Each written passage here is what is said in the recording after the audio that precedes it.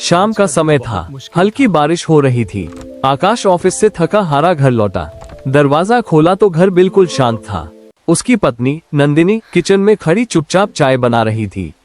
आकाश ने बैग सोफे पर फेंका और बोला, नंदिनी, आज फिर वही खाना बनाया है क्या? कुछ नया क्यों नहीं बनाती? नंदिनी ने हल्की मुस्कान के साथ जवाब दिया, आज तुम्हारी पसंद का ही बनाया है। आकाश ने ध्यान नहीं दिया, वो मोबाइल में लग गया।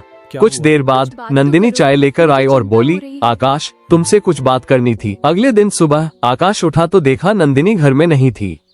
टेबल पर एक छोटा सा नोट रखा था। उसमें लिखा था, आकाश, मैं कुछ दिनों के लिए माँ के घर जा रही हूँ। शायद दूरी हमें समझा दे कि हम क्या खो रहे हैं। आकाश के हाथ कांप गए। उसे एहसास हुआ कि वो कब से नंदिनी को नजरअंदाज कर रहा था, उसकी बातों को, उसकी भावनाओं को। दिन गुजरते गए, घर खाली लगने लगा। कोई चाय पूछने वाला नहीं, कोई मुस्कुराहट नहीं। आकाश ने पहली बार महसूस किया कि नंदिनी सिर्फ उसकी पत्नी नहीं, उसकी जिंदगी की सबसे बड़ी खुशी थी। एक दिन आकाश नंदिनी के घर पहुंचा। दरवाजा खुला, नंदिनी सामने थी। आकाश की आंखों में आंसू थे। वो बोला, मुझे माफ कर दो, मैंने तुम्हें समझा ही नहीं। तुम मेरे लिए कितनी जरूरी हो, ये अब समझ आया है। नंदिनी की आंखें भी भर आईं।